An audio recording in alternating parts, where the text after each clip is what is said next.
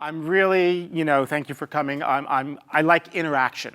So do not hesitate to raise your hand. Do not hesitate to type in or chat in a question, because I've always found that, a person will quietly raise their hand and go, I have a question, I really don't think it's that good. They'll ask the question, and then half the people in the room are going, yeah, I was curious about that too. So we can learn from each other. I can learn from you guys. A lot of times people will ask me a question that I've never been asked before. Usually I prefer it to be about Premiere. But it makes me think, and I actually learn new ways to do things. So I really want that interaction over the next 20 classes, and I'm looking forward to it. And what I want to get is a sense of where your background is, both the folks here and the folks watching live. Are you photographers? Are you a hobbyist? Are you an editor trying to come from something new? Let me hear from anybody in the audience. But please, I'm curious what your backgrounds and what your. We're going to kind of talk a little bit, get a sense of what we need to cover. Hi, I'm Leigh Olson. I'm a food photographer, and my husband and I run a company that focuses on cookbook photography, and one of the things that we would really like to do is incorporate video so that we can help the authors create sizzles. And so I'm very excited to be here. The biggest fear is making sure that these videos look very professional and are put together well. That's great, and I'm glad you brought that up, because that's part of the class. It's not just the cut. As I said, it's the aesthetics. It's like, how long should a shot last? When you should make the cut? At what point is your viewer getting boring? Maybe bored, I should say. Your viewer may be boring. Who knows that? We never get to meet the viewer. I'm a little bit random. I'll make some random movie references throughout the thing. Hopefully that'll be entertaining or annoying, depending on if you like that or not. But yes, a lot of people are really afraid of video, especially if you come from a still photography background. You're so focused on what you know, and then all of a sudden you have to move. You have to move the camera, or you have to move people within the camera, and you're not used to that. You're used to that one instant in time telling the story, as opposed to telling that story at 30 frames a second over many minutes perhaps, or even an hour. So it's frightening. And then working with the camera, again, you have to deal with lights that might be different. You're not working with strobes, you're working with constant lights. You're working in an environment where you need sound. So I know how intimidating that is. And I'm really glad that we have a group here, a diverse group, that is going to be able to ask me the questions, because I sometimes forget, how basic it is, because I've been doing this for 30 years, and as I said, I may use some term, and you guys are like, please raise your hand, please type in. It's like, what is he talking about? And that's my goal really for today, is just to get your heads really wrapped around video and talk about some of those strange things that you heard. It's like 24 frames a second, 30 frames a second, 1080p, 720p. It's like it's another language that they only talk at electronic stores and video places. So that's great. Yes? Well, I have people tuning in from around the world, and they're also sharing why they're here or what they want to learn, what they're afraid of. So Indigo is talking about multi-camera editing as well as audio sweetening. We have Jay, who's talking about, and Patty, who both want to learn about workflow, as well as getting more efficient, working better and faster. We have Patty is a family photographer, and different sorts of people at different levels. So we're glad you are all here. Well, that's great. Thanks for typing in where you come from. And these are great things. Multi-camera is something that I think is really valuable. A lot of folks are like, well, I'm not going to do it. I have my camera. I'm going to go to an event. But you don't realize how many cameras you probably have that can shoot video. I've done multi-camera editing where I've shot some of it with an iPhone and an iPad and a pocket camera, a little point and shoot, as well as a high-end DSLR, and merged those all together as a multi-camera shoot that's very efficient. And we're going to look at that. We're going to actually spend an entire lesson looking at how you can do that. And it's great. If you have something that records video, you can do multiple camera shoots. And the beautiful thing with the technology now, it's much, much easier to do, to sync those images together, to sync those videos together, and have the versatility to tell a much better story than just a single static shot. So I'm very excited about that. In the workflow, we are going to go through very basic stuff. I don't want to say basic in a negative way that, oh my God, we're going to be bored, but it's overwhelming. So literally from the beginning, we're going to take you step by step so it's not overwhelming. A lot of folks, when they first open Premiere, they open it up, they shriek, and then they close it, and then they run away, hoping to come back and have it be a lot safer the next time. It looks exactly the same. So you're not going to have that fear. If you have a photography background and you're used to using Photoshop, a lot of that knowledge will translate the way you work with things such as layers and the way you work with effects and filters. You're just doing that at 30 frames a second, and we'll explore that. So any other comments or questions as we go through from the audience? Well, don't hesitate to ask questions, okay? So some things I like to find out from folks is what kind of gear they're shooting with. And a lot of people are, again, they're shy about this. They're like, well, I'm just shooting with a Canon 6D, or, oh, I'm just shooting with, this pocket, cyber shot. And it's like, I don't care what you're shooting with, you're creating something, and this software can handle it. The technology is so amazing these days that even your phone can shoot ultra-high definition video. And the cameras we have that can shoot video at 1080p, a jargon that we're going to talk about today, full high definition, beautiful stuff that, a $15,000, $20,000 camera 5 years ago would be hard to compete with something that you pay a few $100s for now. So we have beautiful stuff to work with, and it's important that you don't worry that your gear is not good enough. Okay, it goes back to, I'm going to throw this example out for the photographers out there. People will come up to you and they go, oh, that's an amazing picture. What camera do you have? And I go back to them, I said, that's an amazing meal. Tell me about your oven. It's the guy behind the camera. It's the person, the girl behind, the woman behind the camera, how you can create. And that's why it's important to understand that. And as we talk about things like ingesting, importing the media, depending on how you shoot it, what type of camera, you might have different challenges. The media may look different. And we're going to actually spend some time looking at the variety of things that you might see on your CF card or your SD card, or even on your phone as you try to transfer that onto your hard drive so you can edit with it. I'm curious what types of videos. Now, we have the complimentary cooking video, and that's very popular. In my house, food moves pretty quick, so we need to shoot at a high frame rate. But I'm curious what other folks are interested in doing. If anybody wants to grab a mic, or if we have anybody calling in. I shoot with an XA25, Canon XA25 video camera. I picked that up because my wife is a professional photographer, and in my position in our business, I've been the one who runs the business, and I've been focusing on that. But now I want to focus on something that appeals to me, which is the art of videography and documenting what my wife is doing as a photographer. So my particular bent in this class is to learn video editing from a documentary standpoint. So. Excellent, and I think that is it's a great need now, because a lot of times we're shooting so much stuff, and then we have to figure out what's the story we're going to tell. And it's like starting with a blank page. A writer's biggest fear is that blank page that they're looking at every day. And I know some of you have a writing background. I have a writing background, and it was always scary. Okay. A video editor's biggest fear if they're cutting a documentary is the blank page. What is the story I'm going to tell? And I have hundreds of hours of footage. That's the challenge we have now. We have so much media because it's so easy to capture. You're not limited to like, oh, I can only fit it onto one VHS tape. VHS, that's a history thing. But we do have a lot of media, and we're going to look at that. We're going to look at the workflow, because I think it's very important to think about your editing from when you start production. And a lot of the folks I know who are watching and are here, you are the videographer, you're the director, and the editor. So the work really starts when you're taking your shots, and we're going to look at that all the way through organizing and cutting it together. And some folks at home, we've got Margie, who is a children's choir director, wants to tell the story of rehearsal, concerts, fun times, and makes music videos and video art. And Suti wants to tell more client stories.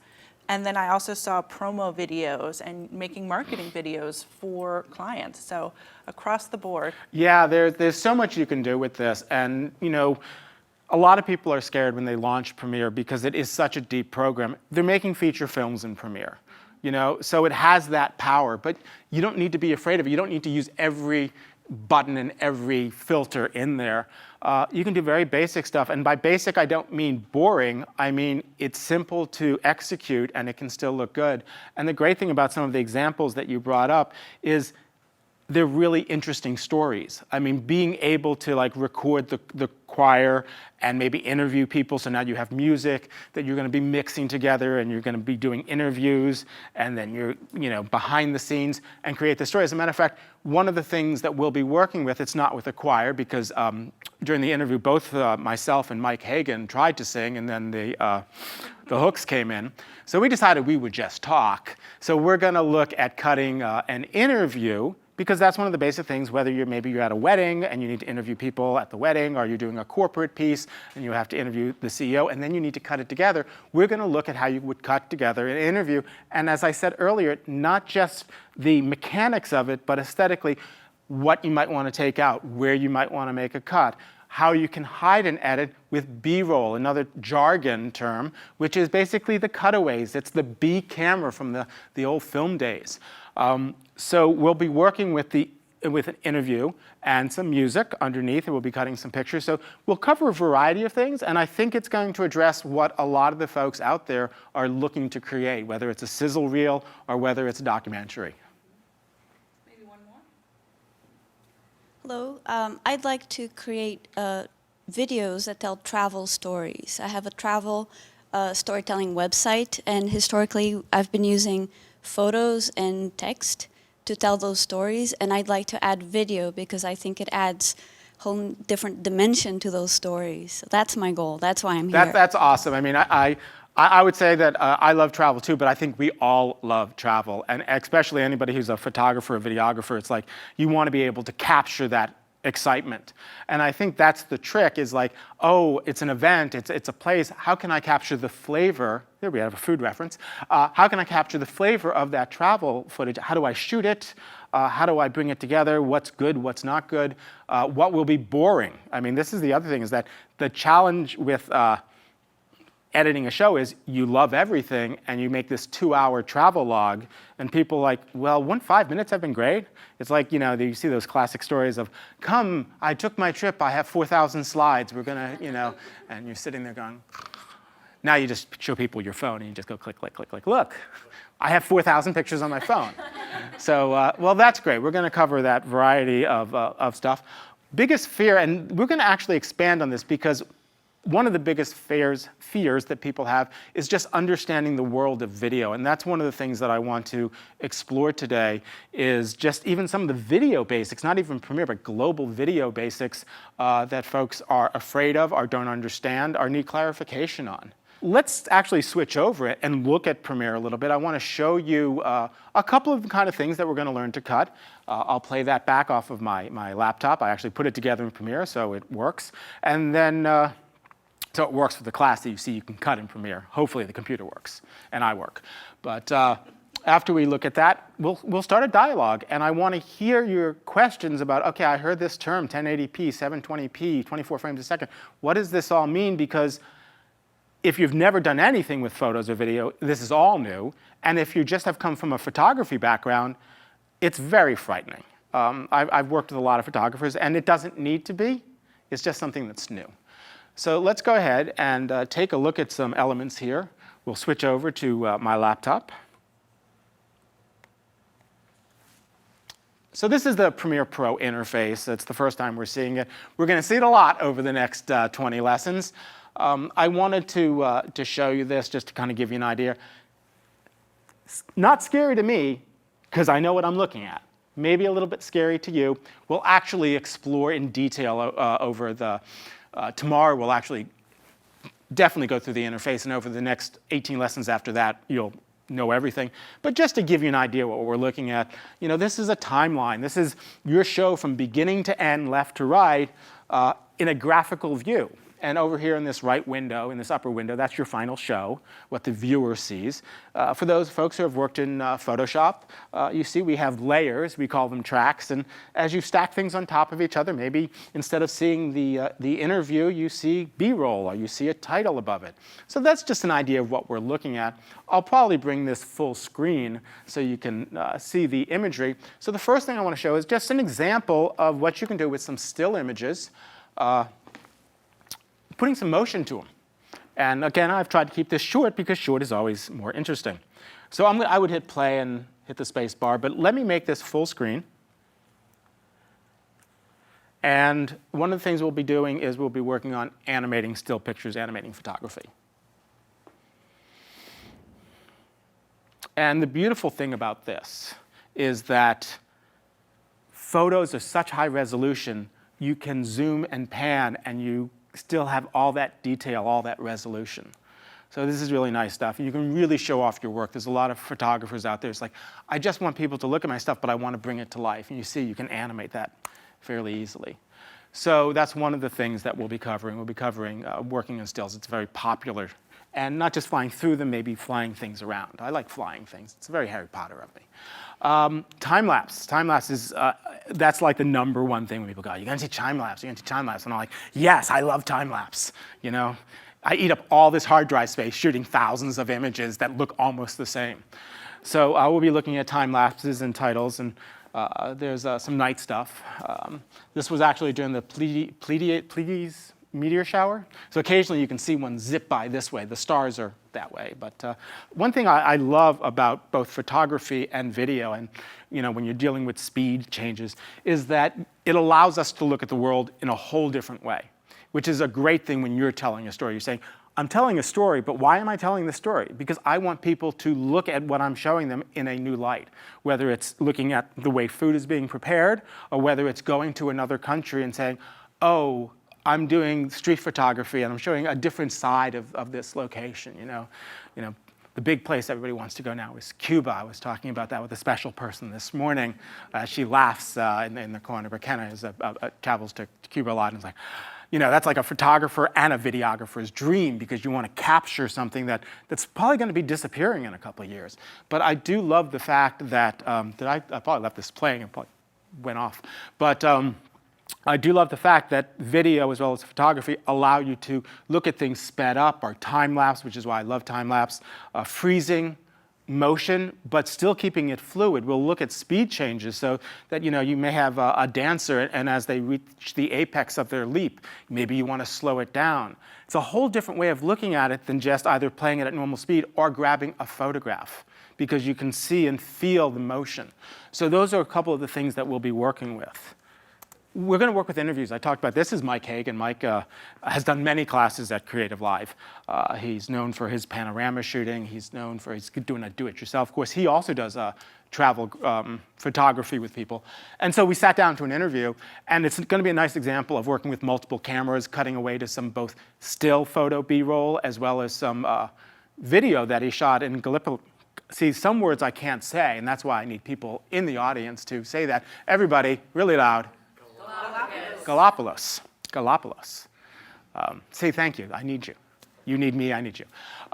Some great underwater footage that we're going to cut together. So that's going to be one of the other things. I'll hit play. You'll see this actually play. I'm going to play this small because it's just people talking, but I want you to see. Digital came. I remember the day I got a Nikon. It was a Nikon digital camera, and I started taking my photos with that camera, and I thought, oh my gosh, I'm never going back to film. And that was the early days of photo. So, I wouldn't cut him off in real life, You're done. You're off the air now. But you can see kind of what we'll be doing in Premiere, that this played, you saw the playhead move, and the image changed. And so it kind of gives you a feel of what we're going to be covering. So those are 3 of the big areas that we'll be working with over the next 20 lessons. But let's actually start digging in a little deeper into some of the questions you might have, some of the concerns, some of the confusion. And we'll talk a little bit about how video differs from photography. I know a lot of people out there and a lot of people here work in the photography space. So it's a good touchstone for us to leap forward from because a lot of people have that reference. But before I go into that, are there any questions either from the audience here or people have typed in that they want to throw out at this point? Abba, I know we get this often, but if people are using an older version of Premiere, will this class apply to them as well? I think that's a great point to bring up, and thank you for bringing that up. We're going to focus on using the current release of Premiere, which is part of the Creative Cloud, which is a suite that many of you may be familiar with, and it's regularly updated. So many of the features, if you have an older version, you may not see. Aesthetically, a lot of what we do can be used in older versions, but you will discover I may use an effect or I may use a specific editing technique that might not be available in an older version. But that's only half of the class. The other half of the class is that aesthetics of editing. So even if you have an older version and you can't follow along with every click that I do, you can still get some of the techniques of when to cut, how to cut, why we cut. That's a very important thing. You know, why I would cut from this medium or over-the-shoulder shot to a close-up. So I think there's still value in it, but we will be using the most recent version of Premiere, which is on the Creative Cloud, and I think it'll still be valuable. Any questions in the audience? Yeah, no, absolutely. I'm glad you mentioned that there's so much more to this course than just the software itself and all of those storytelling tools and just the way to approach video as well. Can you just clarify for Harbor Phil, what is a sizzle reel? What is a sizzle reel? It's when you take a steak that's a little fatty, but no. A sizzle reel, again, that's good. Good question because it's jargon. You want to show yourself off. You want to show off your work, whether you're a photographer showing off your photos or a videographer. You don't even have to, you could do a sizzle reel on food, which is kind of the steak analogy that I went with anyway. But it's to show things off. It's something that's quick and exciting. Usually you have high energy music. You might have some graphics or titles to a call to action. Usually you create a sizzle reel to get people to do something, either to hire you as a photographer, to hire you as a videographer, to hire you as an editor. Actors have sizzle reels. It's to promote yourself, but it's clips. It's not something long. And it's one of those things where you can just make something tight, 1 minute. And I'll tell you, one thing about editing, it's harder to edit something short than it is to edit something long. I mean, it goes back to Mark Twain and his quote, but it's very true. If you have all the space and time to edit something, very challenging. And I'm going to actually start right now with one of my tips and techniques. One of the hardest things for me and one of the most beneficial learning experience was cutting commercials. Because when you cut a commercial, and this is back in the days when they were a certain length, not the internet commercials, you had 30 seconds or 15 seconds to tell a story. You're basically making a short film. And think about this, even with 30 seconds, you have 30 frames of video per second. So you have 900 images to tell your story. And I remember cutting something and we'd go out, we'd shoot this great stuff, and you're cutting it and you get it down to like 40 seconds. And you're like, what can I cut out? And then you cut out some things and it's like 37 seconds, 29. You're trying to get it down to 29 or 28 so you can have a little space at the end for a tag. And you're shaving frames off. And then you finally get it and you're happy and it's a great learning experience. And then 6 months later you're watching and go, you know, I could have cut that to 15. But the point is you learn that everything isn't valuable. And that's one of the hardest challenges that we have as editors, especially as producer editors or director editors, is we love everything we have and we feel we shot it so we have to put it in. And you have to learn to kind of put aside, delete those scenes because you may have loved it, but doesn't move the story forward. A perfect example of that is you may work really, really hard to light something and get it just perfect, and you have this beautiful 4-minute dolly shot that's just brilliant, and Scorsese would be proud of you. And then you're cutting your show together and you go, wait, I only have about 6 seconds to show this image. And you're like, why did I take a 4-minute, move? Or you know you worked really hard and it looks great, but it doesn't move the story, but you don't want to let it go because you worked so hard. Your viewer doesn't know how hard you worked. So it's little things like that that we're going to be talking about that you need to think about when you're editing. And there's really a thought process. I'm a big fan of not just teaching the mechanics. People come to me and they'll take like a 3 or 4 day class, kind of like this class would be, but it's nice, it's stretched over 20 days so you can really absorb it. And after they're done, they go, so I can get a job as an editor. And I'm like, come back in a year, show me your stuff, and we'll see if you can be an editor. It's like, you know, a photographer, anything. You can get the mechanics very quickly, and hopefully that's what people will walk away with. But then you're continually learning and getting new ideas and becoming better and better. And that's really what an editor is all about. They hire an editor because they have the skill, not because they know this tool or that tool. They don't hire a photographer because you have a Nikon or a Canon or a Sony, right? They look at your picture and they go, good eye. Okay, so it's the same thing.